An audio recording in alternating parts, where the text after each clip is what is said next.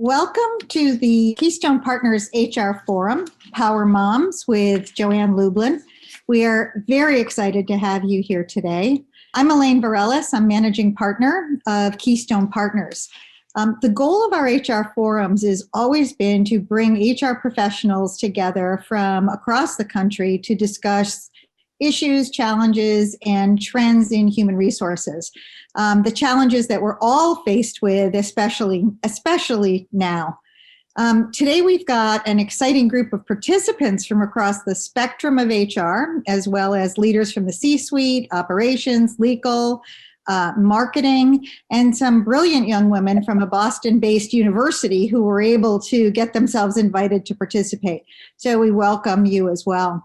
Some of the industries represented today, with over 400 of you who have registered, include higher ed, pharmaceuticals, biotech, manufacturing, finance, legal, IT, software, food and beverage, defense, transportation, consulting. I would say we've got the industries covered. I just wanted to move right into introducing our guest, Joann Lublin. Joann was management news editor for the Wall Street Journal and the career advice columnist. She retired in 2018, although I'd say she's been significantly busy since then. Active retirement is exactly what women know about. She remains a regular journal contributor. She also shared its Pulitzer Prize in 2003 for stories about corporate scandals.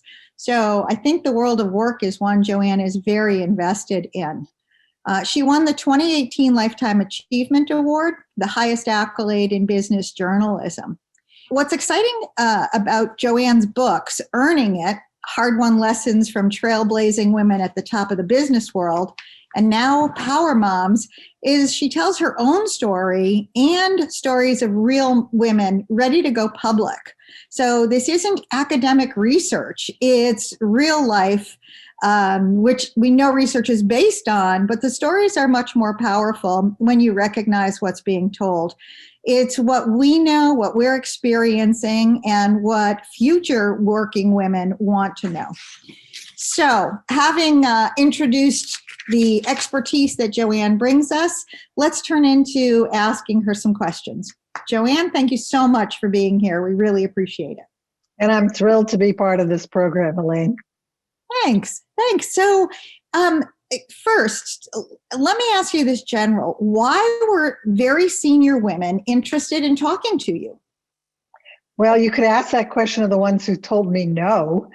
For both books, I did get turned down by a fair number of women. But having written the first book, it was frankly easier to get women to cooperate the second time around because I had some credibility in the area. And I think for the first book, women chose to talk to me because they wanted to pay it forward. They wanted to make it easier for the next generation, for younger women, to know what it is that they have gone through and what strategies worked and didn't work in earning it, for getting going in a career, for getting ahead in career, for managing your career and your life when you got into senior management. In terms of the second book, it was harder to find younger women to talk to because they weren't my generation. I'm the boomer generation. But again, the power of networking is just incredible. And so as I started to meet some of these younger executive moms who made up about half of those executives I interviewed, I would say, is there anyone else you would recommend? And they would very kindly open doors. So the power of women networking is so important in everything around careers and job search and getting promoted and learning how to manage that. Do you think that women said no to you for fear of being identified as a mom, or is there less fear now and less vulnerability? Is it safer to share stories about being a mom and the challenges that you face? I think it's definitely safer to share stories about being a mom. I mean, I've been a journalist long enough that I can remember when women did not feel safe being interviewed by newspapers, whether they had children or not, because the response I would get is, I don't want to put my head over the parapet and have it chopped off for speaking up, for speaking out. And when you talk to women in their 30s and early 40s who have become executives and have children, they are absolutely flabbergasted to understand or to try and perceive a world in which their status as mothers and their status as managers and their status as executives wouldn't be acceptable or given or okay. Mm-hmm. Well, you talk about that in the book. You talk to two generations, and you have presented that work-life balance has changed. Tell us more about that. Well, for one thing, there is no such thing as work-life balance. And I thought one of the women I interviewed for the first book put it very wisely. It became the title of that relevant chapter. And she said, manager moms are not acrobats. And the point she was making is there's no such thing as work-life balance. And we're fools to try and think that we can achieve it. But her point was so strongly made, and she was such a convincing example for that chapter in earning it, that she became one of the 86 moms for the new book. But in turn, those younger women exposed me to some fresh ideas. So let me ask the audience. It's early in this presentation, but I want to ask the audience.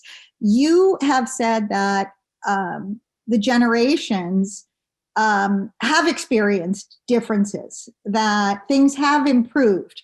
So can you give us some examples of what you've seen from the boomer moms to the current moms in terms of what they've seen improved? And then I do want to ask the audience for their ideas on that as well. Well, I think in many respects, it's easier for those younger executive moms and for working mothers generally because of the changes in technology. You know, we couldn't have had this huge national experiment and working from home over the past year if it wasn't for the advances that we've seen in technology. You know, when my kids were little, dialing up from home was a big, long time investment. And so a number of those boomer moms I interviewed would stay late at the office simply because they didn't have the technology to be able to work from home. The second thing is that we see women are not only standing up more for what they want out of a marriage or a long-term relationship, but the guys that they marry or that they commit to, or the women that they marry or commit to, understand better the importance of there being a shared partnership, whether it comes to planning two careers or sharing household tasks or raising children. Mm-hmm. But the third leg and the most important thing that I think has changed is the workplace. And employers get it. Employers recognize the need and the importance of attracting and retaining not just working moms, but working dads, because they're the future, frankly. Well, you brought up a number of things I want to come back to. One is certainly the relationship agreement that you had. But before we do that, since you did talk about companies, you listed some pretty exciting stories in the book about what companies did that were considered pretty avant-garde. I'd like you to tell us a little bit about the Amex story, particularly because I think that often colleagues of women who take some kind of a leave feel burdened and may begrudge that woman that opportunity. So tell us a little bit about what Amex did. And then I want to come back to your best advice for our HR leaders and our C-suite leaders, but one at a time. Sure. First, tell us the Amex story. So the last chapter of the book is looking at how we can make work for working parents. And a big focus of that chapter is looking at some of these pace-setter companies. And as you say, American Express is a really great example. Not only did they increase the generosity of their paid parental leave program to be 20 paid weeks, but in extending it, irrespective of gender, they decided to make it clear that this was something that men were expected to do. But to the point you made, if we're going to have a lot of men and women taking off 20 weeks when a new child arrives, when a baby is born, that is going to put a greater burden on those of us who are back in the office picking up the slack. And I think, frankly, that was one of the more significant things that American Express did. They allowed supervisors who had a member of their staff taking this extensive paid leave.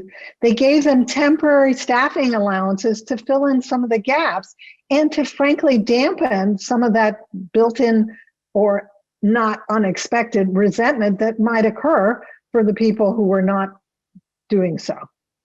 Yeah, I find that pretty remarkable, and it seems kind of simple, but I don't think it's anything that we see companies doing as a whole. If someone was on a longer term medical leave or any other kind of leave, I think organizations would take a look at that. But when it has to do with parenting, something that falls disproportionately on women, it's not something that's brought to the organization. So that potential hostility is something that works against women. So I certainly commend them for that. So let's bring you directly to, you're speaking to C-suite leaders, you're speaking to HR leaders. Give us the recommendations you'd give them to create that culture that attracts, retains, and promotes working women. Well, I think in order to have that kind of culture, you have to change your mindset and think about creating a culture that is friendly for working parents, not just for working mothers. Because I'm told this is an issue that is important for the guys. It's not going to be an issue that changes the culture. And so I think the first thing that companies need to be doing is to be showing empathy for those unique demands that are facing working moms and working dads. And to the extent that people are still working from home and only gradually coming back to the office, they need to be checking in frequently with those working moms and working dads and finding out whether they're getting what they need in terms of their workflow, the work demands, how often are performance reviews happening, to what extent is the company actually walking the talk when it says, you don't have to be available for Zoom calls 10 hours a day. The second thing is, if you have that kind of mindset and you have that kind of culture, then you actually trust the people that work for you to design their own flexible schedules and to work when it meets their family's needs. And so you see a couple of companies, for instance, actually instituting protected hours because they've obviously done some kind of internal survey and found out that 8 to 11 is, if somebody is doing homeschooling, is not really a good time to have that critical weekly staff meeting for people who are trying to help their kids get situated in the school day from home.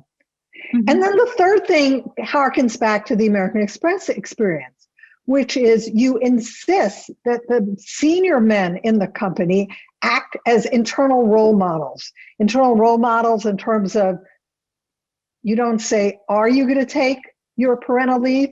You ask, when are you taking your parental leave, not whether. Okay, so you act from the assumption and then you publicize that experience. So American Express frequently has internal sessions and breakfasts where senior male leaders talk about not only having taken parental paid leave, but how their career did not suffer when they came back. And they invite expectant and new parents, mostly men, come, but women obviously are welcome as well. That's great information. Let's do two things right now. Let's take a poll. The first poll question is going to be for mothers with more than one child.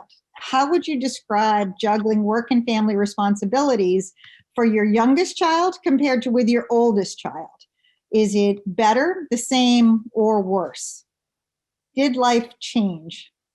So let's have the attendees vote on that, and we'll give you a few seconds to make that happen. And then we have some great questions from the participants as well that I want to come back to.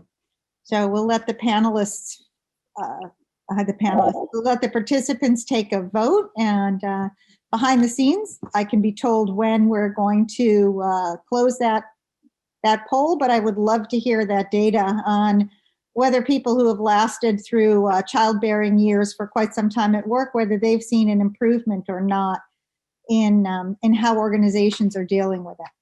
So we're going to end the poll now, and I appreciate the advice that Joann has given to companies, and hopefully they were listening. So that's very interesting. If you can see these results, almost identical. We've got 33%, 30% say better, 33% say the same, and leading out is 37% who say it's worse. So the youngest child, so the most recent measurement, you don't necessarily see that it's gotten better. So thanks very much for that poll. I would say it, Joann, what do you think? Do you think that's because of the more current demands placed on working mothers today? Well, you were asking them how it compared to pre-COVID.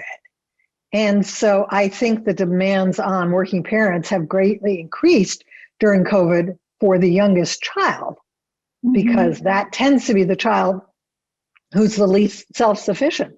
That child could be a baby or a toddler, or in the case of my grandson, he was a first grader, when they suddenly had to work from home and he didn't know how to learn on a computer.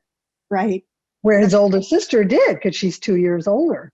Yeah. And so all of a sudden, I was seeing these Facebook posts by my daughter-in-law saying, I will never again not send roses or candy on National Teachers Day. We've heard that from a few people. The New York Times had a great article last Sunday, and I cut out a few pieces of this. And one comes right into one of the questions from one of our attendees. The quote is, men were more likely than women to work in a home office. Women, by contrast, were more likely to work at the kitchen table, where they could be interrupted at any moment by children or household needs. I thought that was a very powerful statement. And it goes to our question from Joyce Bell, who says, kids have been at home with one or both parents working from home due to this pandemic. Do you think this has caused men to be more aware of what it takes to raise kids and maintain a household? And if so, do you anticipate lasting change as a consequence? I definitely think it has raised the awareness of men as what it takes to run a household and to raise children and to often have a career. But will it have lasting changes? I have kind of a mixed view of that. And that's simply because there have been so many surveys that have shown that during the pandemic, men are definitely helping out more on the domestic side of the house in terms of laundry and cooking, but there hasn't been a marked change in men's involvement in childcare. And by the same notion, when you look at surveys of millennial couples, before they have children, they talk about wanting to have an equal partnership and give equal priority to each other's careers and share equally in household duties. And yet when the child comes along, the attitudes change among millennial couples, and they see the mother as the primary caregiver. So that gets back to, the fact that we live still in a society of unconscious biases and gendered expectations that is going to take, a lot has changed from the boomer to the Gen Xer generation, but it's going to take another generation of making it, frankly, more socially acceptable for men to be highly involved parents to complete that revolution in gender roles, it seems to me. Well, and I think socially acceptable is one great term for it, as opposed to and maybe I'm just not generous, but as opposed to being rewarded. So one of the issues that I've seen is that many working mothers are almost trying to hide their kids, not allow them on their Zoom calls. And yet recently on LinkedIn, a father with his child on a Zoom call got 19,000 likes. And I would bet to say that many, many women would not have gotten that same acknowledgement or accolades from their managers or coworkers. It's very clear that the impact of COVID has been disproportionately negatively impacting women. So we know that 1 million women have left the job market. In December 2020, 140,000 women left the job market. And so are we in a she session, as some people have called it? Is it accurate? Is it worse? I think it's more than a she session, Elaine. I think it's a mom session. I think moms are taking the brunt of the impact of being unable to continue working to the degree they want to because of these increased demands on their time for childcare and domestic duties. In fact, one study found that women with children under 12 have lost 2.2 million jobs during the pandemic, and that's 3 times the rate of dads with children that age. And, in many cases, they're losing their jobs because of the economic impact on their industry. But in other cases, they're stepping back and stepping off of their career paths because they've got these other demands. So only 8 states plus DC have paid parental leave. So will this change under the Biden administration? Culturally, will that drive policy? Will policy drive culture? What will actually happen for this? Well, I think it's a two-way street. And I also think often Congress will act when there starts to be momentum gaining on the state level. And while there are relatively few states that have enacted these laws, there are many more that are considering or where the laws have not taken effect yet. But much more importantly is that the Biden administration is very firmly in favor of a national mandate for paid family and medical leave, which would cover obviously newborn leave. And they also support having the federal government be involved in terms of subsidizing childcare. Childcare centers have been devastated during the pandemic, as have many childcare workers. And so what the third leg of that whole issue is the employers. So where are the employers in all this?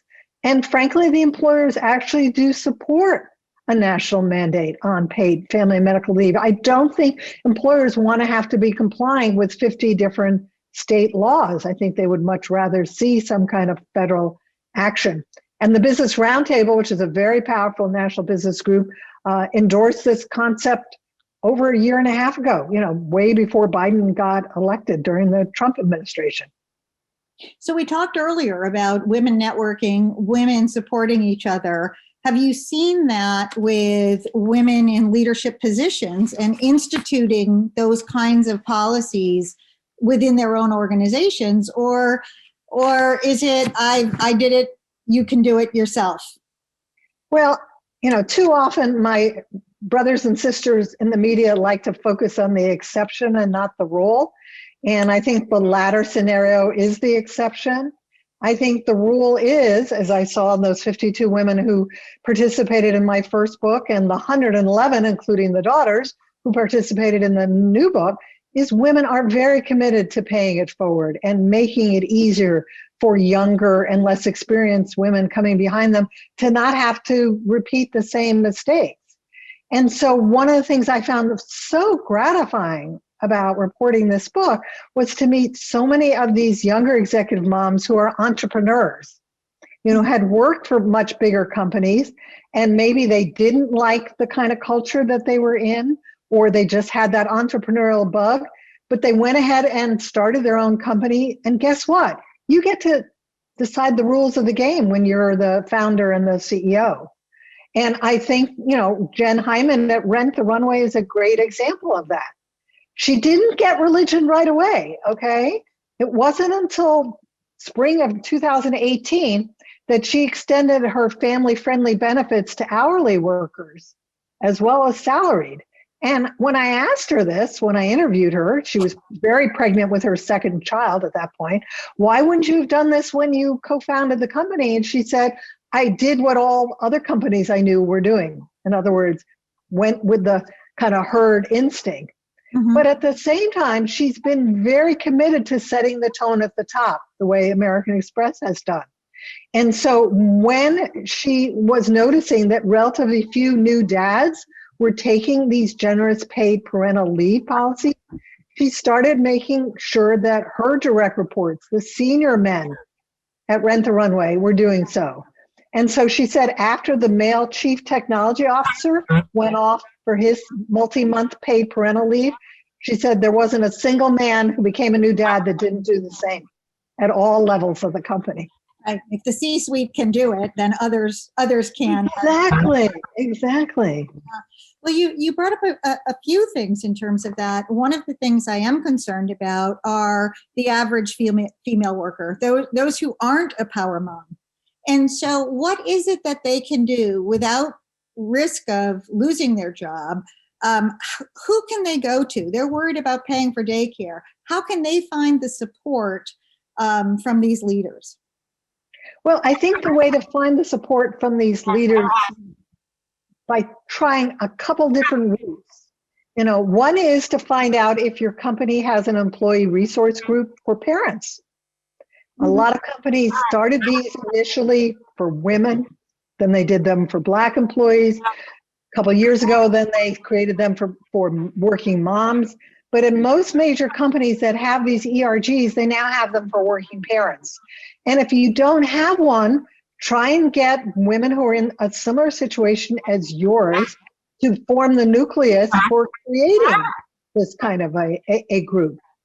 But at the same time, there's plenty of social networks outside of your workplace where you can look for resources, information, and like-minded women to support you. Yeah, one of the stories in the book is about the CEO of Spanx. And she was in the early days of Spanx, and she wrote into her contract that the company acknowledges that you have obligations to your family and community that will cause you at times to be away from your office during normal working hours.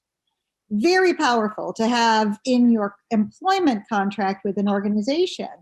And tell us a little bit more about first how strongly she felt about that, and then I encourage other participants, other attendees, to write that down at the C-suite and recognize that very realistic statement, how important it is to put into a contract. Well, not all of us are privileged enough to be high enough in the food chain at a company to have employment contracts.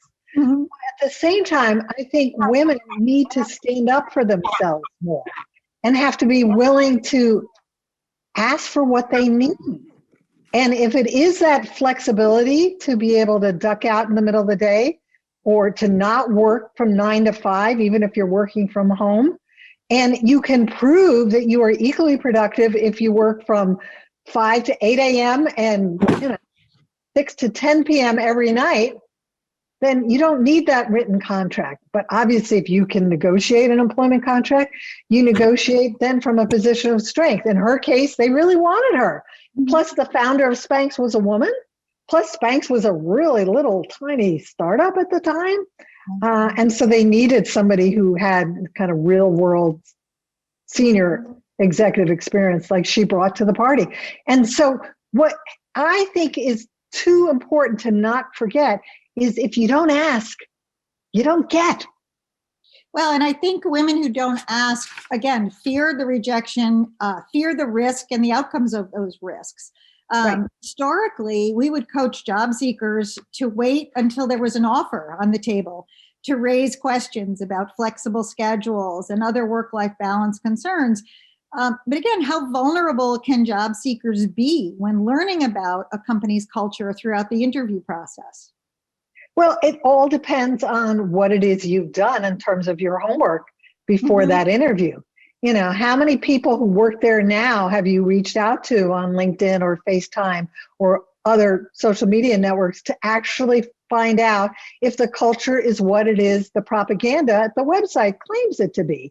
There are lots of companies showing really warm and fuzzy videos these days on their recruiting websites about what a great place it is for people to work who want family-friendly atmosphere.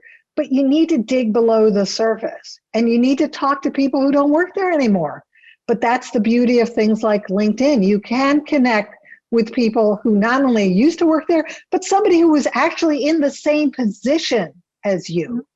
Or people who used to work for the person who's going to be your boss, because it's your boss who at the end of the day is going to set the tenor and vigor and who will insist or not insist on your obeying the quote letter of the law when it comes to company policies flexible or not. Yeah, I so agree with you that it's the manager who makes those determinations, and that a lot can be worked in that avenue. I think you've answered the question Vanessa Vera asked, which was, how can you leverage other working moms network for impact? And you've certainly talked about that in terms of information about companies. People do it around childcare and childcare cooperatives, around organizations, and other powerful women. Any other ideas about leveraging your working moms network? Well, one way you can leverage your working moms network is find out what works for them at other workplaces. So there was one of the younger, executive moms I interviewed for the book, who, when she came back from her first maternity leave, because she works for a management consultancy, had to travel. And she was nursing. And so she was, storing breast milk in the refrigerator of her hotel, and then dragging an extra suitcase, running through airports. Sometimes the suitcase would pop open and then all the milk would spill. And when she got back, she was complaining to a client at a law firm about this. And the law firm client said, well, we ship home our nursing mother's milk. And she's like, really? And so she approached not the parent working group at her company. She went to the executive sponsor of that working mother group, which had at that point changed its name to Working Parents Group. The executive sponsor was herself a working mom and proposed a pilot project. They did the pilot project. It was successful. They rolled it out nationwide. And then this company went one step further, which again shows that this is a company that puts their money where their mouths are. They extended this benefit of shipping home breast milk to the wives of management consultants that worked at other companies and had to travel while they were nursing. Other companies being their client companies? Or No, these were just the wives of the management consultants who, wherever they worked, they didn't care. They're essentially making it a family-friendly benefit, okay? Very powerful. Even, because they were presuming the wife's employer didn't offer shipments of breast milk. Right. I find these are creative solutions to problems that just need to be brought to the forefront. So we have a couple of questions that relate to families. So do you find that the most successful executive moms had role models or mentors or who supported them through this? So did they grow up with working moms? You talked about what your kids experienced seeing you as a working mom. What do you find in terms of that? Well, I think the answer is frankly all over the map. I think a number of the baby boomers grew up with moms that did not work outside the home, but that was also true for a fairly significant proportion of the Gen Xers and the millennials. But whether mom worked outside the home or not, I think uniformly these women were profoundly influenced by their mothers as role models, both the baby boomers and the Gen Xers and millennials, because they generally had moms who were very strong, who were very focused, and who were very supportive of their daughter's own career ambitions. And to me, that was frankly the most surprising finding when I interviewed these 25 adult daughters of the boomers, was that while they maybe didn't want to become as hard driving, ambitious, and hardworking as their overworked, stressed out mother seemed to be, they all totally appreciated the fact that mom turned out to be their secret weapon when they entered the workforce. Mm-hmm. Terrific. Well, speaking of secret weapons, you had a contract with your husband. You talk a little bit about that, since I do think that many of the people listening here have asked some questions about the impact of the spouse and whether or not, Connie English says, whether the most important career decision you can make is who you marry. I think the most important career decision you can make, if you are committed to a career, is indeed who you marry or who you decide to spend your life with. And that is particularly true if you want to have children, because you need to be talking about these issues before you get married and come to at least some tentative meeting of the minds as to whose career is going to take priority, Which parent, if any, is going to be a stay-at-home parent? How flexible are we about perhaps swapping or trading off which one of us is the stay-at-home parent? How amenable are we to alternating whose career is important? And so in terms of my situation, when my husband and I got engaged, we were both journalists. And the first thing I discovered after we agreed to get married was that he was opposed to my keeping my name. And I was like, what difference does it make?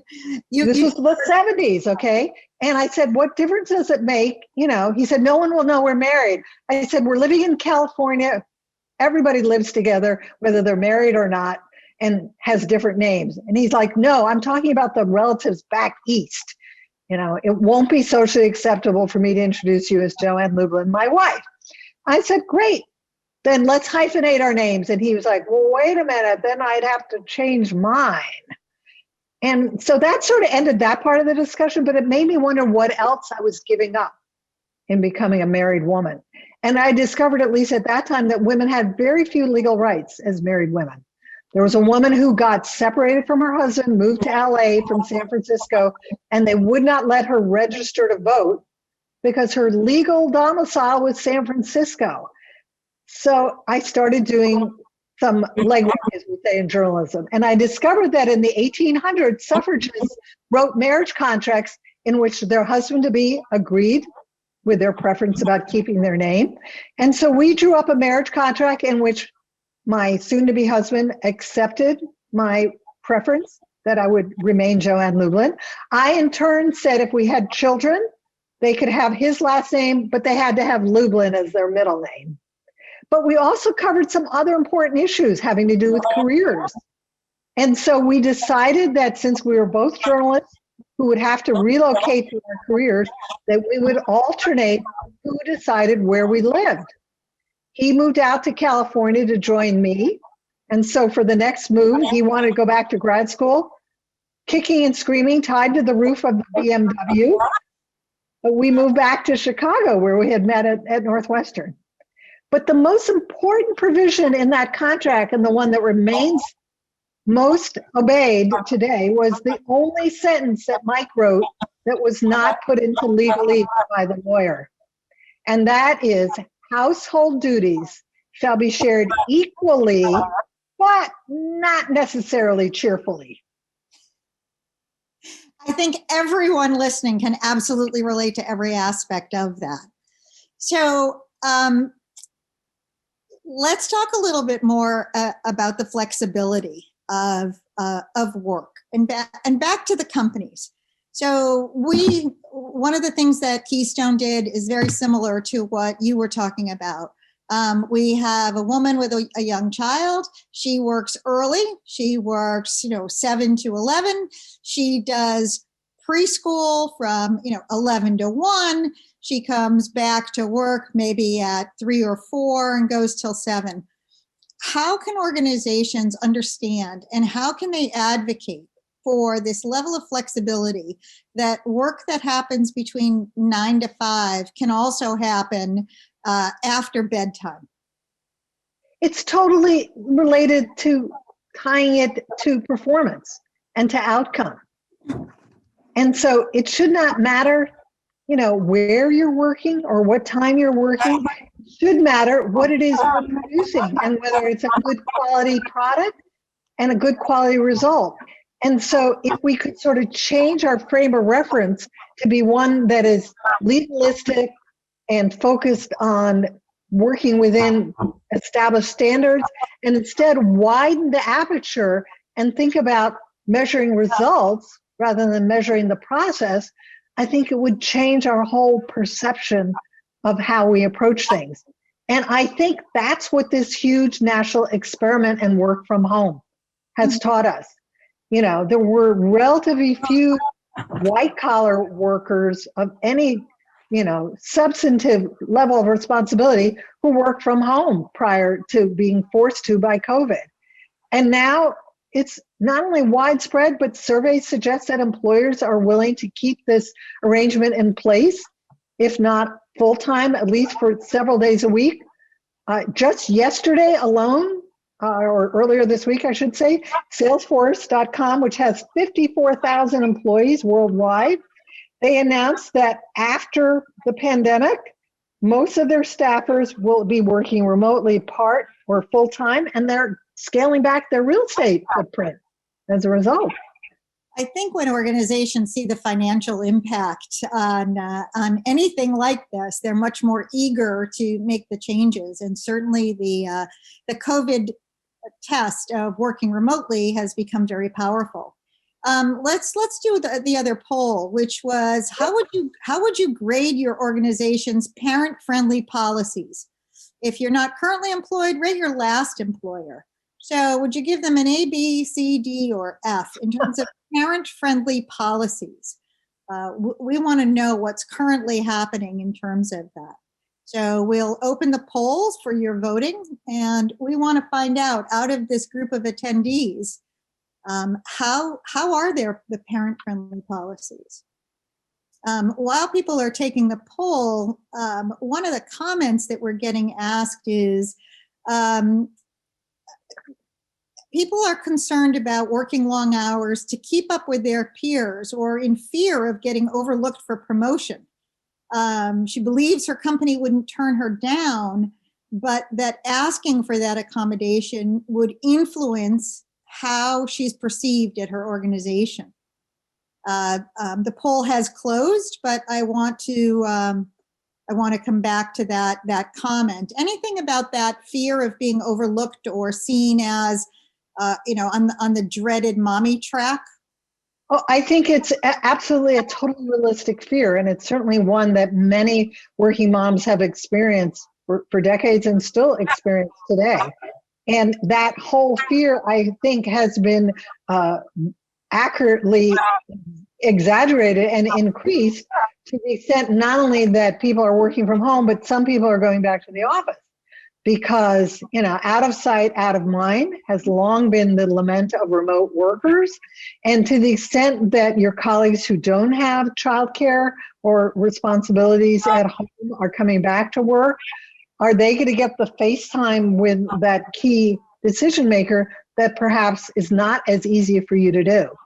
And I actually, wrote a whole Wall Street Journal feature story on this very topic, which was, how can you advance your career when you're working remotely? And because women tend to not stick up for themselves and brag about their accomplishments, they're at a greater disadvantage, irrespective of whether they have children, than men. And so that means you need to think about not only networking, but networking virtually. It means arranging not only those virtual coffees, but arrange them ahead of the meeting where they're going to be approving your budget for next year, and have the virtual coffees with the people who have a chance to speak up on your behalf for your budget or for the position that you would like to be considered for, and make sure that you are giving something in return, because the best networking relationship has got to be a two-way street. It can't just be take. Yeah, I think that's great advice. The mutuality of singing another woman's praises, really documenting them, can be very, very powerful. Let's take a look at those poll results in terms of grades. Wow, only 2% failed. So I think a strong B, excuse me, with 41% is pretty good in terms of parent-friendly policies. So if we can get the 24% that are C's and D's plus the 2 F's up to A's and B's, we will definitely encourage the rest of the women to push to make that happen. So thank you very much for those poll results. One of the things in the book that I thought was really important, and starting with the end in sight, a huge push right now is to get women on corporate boards. And yet when we look at what happens to women earlier in their careers, when they lose traction, when they lose opportunity, when they lose visibility, the chances of them getting onto those corporate boards are diminished. And so when companies say, we would, but we can't find them. We can't find them, the qualified women to be on boards. How do we ensure that we start developing women who are more than the 10 who are on all of the boards, how do we start developing women early for those board capabilities in their future? And the pinnacle of success being that CEO or that board role. Well, I think, again, it requires a change in mindset, just like the one I was talking about being less focused on the hours of the day or what hours of the day you're working, and instead being focused on the outcome. I think the idea of corporate board experience being actually a career enhancing activity, and one that perhaps prepares that woman to better be a senior leader in her own company, is something that has to be incorporated into the fabric of a company's leadership development program. And so really smart employers are not only encouraging their high potential women to aim at some point for a corporate board seat, they're paying for them to get trained. They're paying for them to go to boot camps. There are search firms that will specialize in actually finding board seats for high potential women. And so the companies are doing that, or they're using their own professional networks. The CEO is using his or her own professional network to open doors to those high potential women. But at the same time, they're also recognizing that you can't suddenly wake up one day and be eligible for a corporate board seat. You have to have proven that you know how to deal with people who are board members. And that's a very different work experience than it is being a full-time executive. And so that means helping those women get on significant nonprofit boards, where they not only can get the experience of being a board member, but they can rub shoulders with people who are in companies that might be looking for women on their boards. Mm-hmm. This is a topic very near and dear to my heart, because I wrote about corporate governance for almost 3 decades. Well, and I appreciate that. I see that as a huge challenge. And I think, again, when you go to first generation women as executives who don't know what a board is when they first start working, and having their leaders and managers encourage them to take a look at what those opportunities are. Those are organizations who really need to be committed to growing their female talent. One of the questions we have is, are there actions that male leaders can take to support female colleagues? Well, I think the biggest action that male leaders can take to support their female colleagues is by being more empathetic and understanding, and taking the initiative to making sure they're checking in on a regular basis with their female colleagues as to whether the company's practices and policies are actually making, their needs heard and needs met. But at the same time, they ought to be, exhibiting actions that show that they are committed to this. They ought to be promoting women. They ought to be setting up shadowing programs where less experienced, lower level women can tag along for a couple days over a course of several months with senior women and senior men to find out what does it take and what are sort of the little tricks as to, what brand of coffee you should get because it brews faster and you'll get to that next meeting later, or schedule your day so there's always 15 minutes between meetings. And so it's the little nuances about what it takes to be successful as a leader. And in some cases, it's, nonverbal behavior that I think makes a big difference in someone's ultimate career success. And you're not going to do that without people who are your mentors, but equally important, without people who are your sponsors. Mm-hmm. And so what some of the best male leaders I have met in the course of writing a career column for many decades are ones who have reached out below their direct reports and sponsored high potential women. Yeah, I think the level skipping meetings where, again, those leaders do reach down and offer them direct feedback, direct information, and encouragement can be remarkably powerful. And not only that, but standing up, okay? Mm-hmm. When their male colleagues are doing not what they're supposed to do, when they're mansplaining or they're taking credit from the woman. There's this great example in the book in which this woman gets promoted to VP at her company and goes to a luncheon meeting with all the male VPs for the very first time. And the meeting is well underway, And one of the senior men in the room turns to this woman and says, "Hey, could you go check and see why lunch is late? Because, they should have brought it in by now." And she doesn't know what to do or say because he's much more higher up in the food chain than she is and a lot older than she is. She's in her 30s. And luckily for her, one of her male colleagues who's about her age, he speaks up and says to the senior man, "If you're really hungry, why don't you go out and check up on the lunch?" And so I was really struck by how supportive this younger male colleague was of this working mom. And I said to her, "What do you know about the guy who spoke up on your behalf?" She said, "He's the son of a working mom." Yeah, generational help will often be important.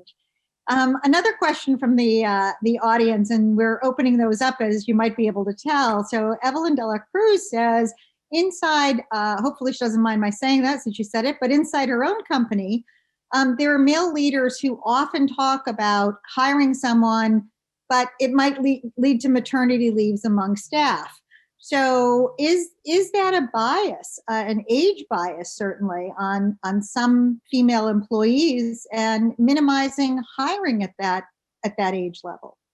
So I'm not sure I understand the question. Is the question that they're worried about hiring a woman because she's of childbearing age and therefore would go out on maternity leave? That would be exactly the population. I see. Okay. So it seems to me that, for one thing, you're breaking the law if you refuse to hire somebody because of their gender. And, so far, as far as I know, women are the only ones who can give birth. So right away, you've broken a few laws. But more importantly, it seems to me that there needs to be a little bit of re-education going on here. And again, I wrote a career column that was inspired by my reporting for Power Moms, which was a column that looked at how you can not only get promoted, but get hired while pregnant. And I wrote that column because so many of the younger generation mothers told me about the fact, mostly got promoted, not hired. But either category just blew me away because, it didn't happen in the boomer era, that's for sure. Well, You concealed your pregnancy. Exactly. I have a wonderful success story of a woman hired by a woman. And the interview process took place from the time this woman was in her 7th month, and she got her offer just as she was rolling out of her 8th month of pregnancy. And it was for a very senior role, hired by a very senior woman. And they were both very confident that, of course, she would come back to work after her child. She received lots of not so positive comments from her colleagues, and her new hire turned out to be one of the most successful leaders at the company later. How long ago did that happen, Elaine? And was the woman who hired her, wait, let me finish my sentence. How long ago did that happen? And was the woman who hired her also a parent? 20 years, and yes. Okay. Yes.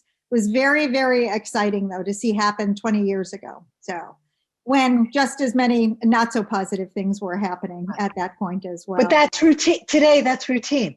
It is routine. So question about other books. We know that yours are the best that people should buy, but are there other books for working parents with practical implications for the workplace? Any resources that you would recommend?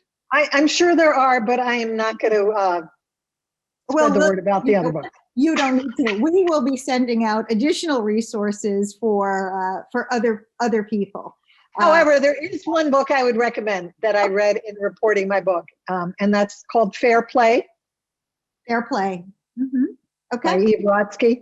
Yep. Terrific. And I think, again, going back to a number of your career columns, if we put those together, I think you'd see a lot of direct advice for working parents and working women. And I don't know, they might have to go back to that contract. And also in the performance review, one of the things that we also encourage women to do is have a very concrete conversation about what they also need in terms of support. One of the nicest questions that you can have in a performance review as a manager is to say, what is it that you need from me to be your best at work?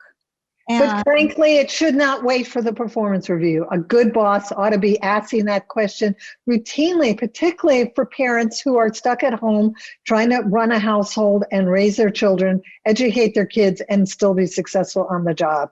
It should not have to wait for a performance review.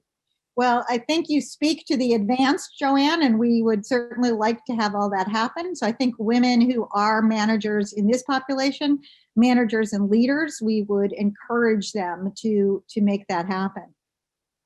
We will give the contact information for Fair Play in here again. So we're just wrapping up. If there are any other questions that any of you want to have happen, we can have those come through. And I think the one last question that we did talk about that I wanted to come back to was, again, the Biden administration and the power of women who vote and the power of women who write to their legislators, and certainly making things change culturally as leaders and managers within their own organization, and through policy changes are something that we really advocate. So, well, the other thing that's significant about the administration is he has so many women in the cabinet, and most of the women he has appointed to cabinet level positions are mothers. Which is always exciting. So, Joann, on behalf of Keystone Partners, I want to thank you for an extremely insightful discussion, one we'd love to continue for hours to be.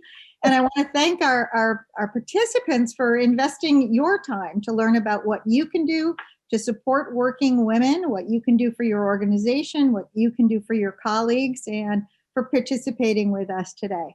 So thank you all very much. Again, Joann, thank you for participating, and thank you all from Keystone Partners. Have a great day.